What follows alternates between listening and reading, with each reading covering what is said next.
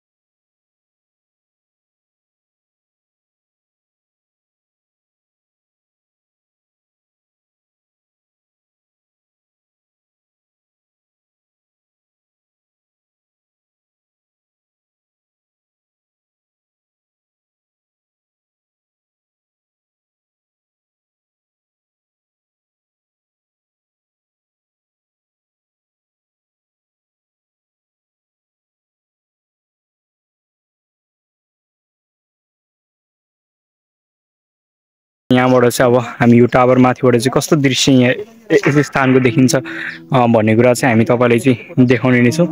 र अब हामी यो टावरमा चढ्न गइरहेको छौँ। तपाईँहरूलाई त्यो दृश्यहरू पनि हामी सबै देखाउने नै छौँ। र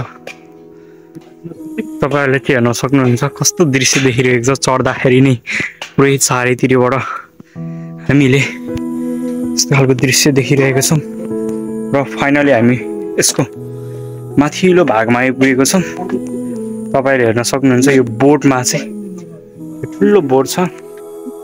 यो बोटमा चाहिँ यसरी चाहिँ यो सबै बनाइएको छ। विभिन्न चित्रकलाहरू पनि बनाइएको छ आकर्षक देखिनको निमित्त। र यहाँबाट हामीले चारैतिरको सुन्दरता हामीले हेर्न सकिरहेको छौँ यस स्थानबाट। र तपाईँहरूले चाहिँ हेर्न सक्नुहुनेछ कस्तो राम्रो सुन्दरता देखिरहेको छ। र यो जुन टावर बनाएको छ टावरको माथिबाट तपाईँहरूले चाहिँ हेर्न सक्नुहुन्छ माथिको दृश्यहरू कस्तो राम्रो आकर्षक दृश्यहरू तपाईँहरूले चाहिँ भिडियोको मार्फतबाट हेर्न सक्नुहुनेछ।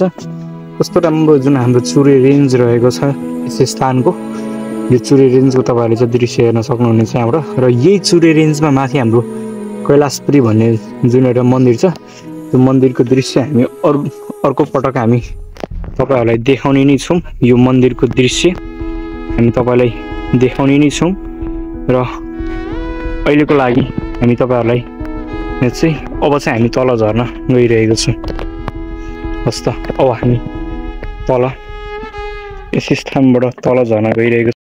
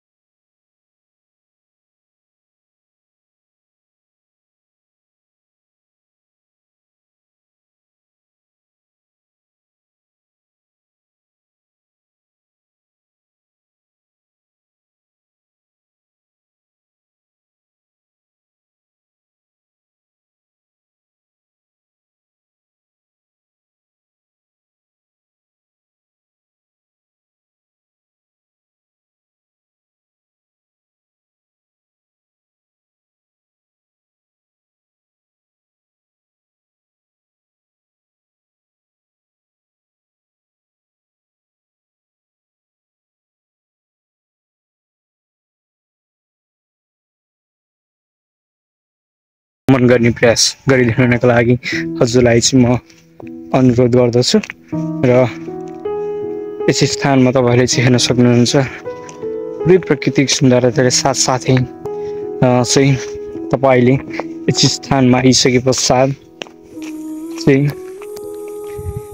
तपाईँलाई चाहिँ यहाँ खाजा खाने पनि एउटा होटल पनि रहेको छ। जुन होटलको पनि दृश्य हामी तपाईँलाई देखाउने छौँ। यस स्थानमा आएर तपाईँलाई चाहिँ खाजा खानको लागि पनि सहज होस् भनेर चाहिँ यस स्थानमा यो बनबाटिका फ्यामिली रेस्टुरेन्ट भनेर चाहिँ एउटा रेस्टुरेन्टको पनि यस स्थानमा चाहिँ व्यवस्था गरिएको छ। तपाईँले चाहिँ यस स्थानमा आएर चाहिँ आफ्नो यहाँ तपाईँले चाहिँ खाना नास्ता खाजा खान सक्नुहुनेछ यो स्थानमा। र आजको लागि हामी यति भिडियो तपाईँलाई चाहिँ देखाउन चाहन्छौँ। र हस्त धन्यवाद।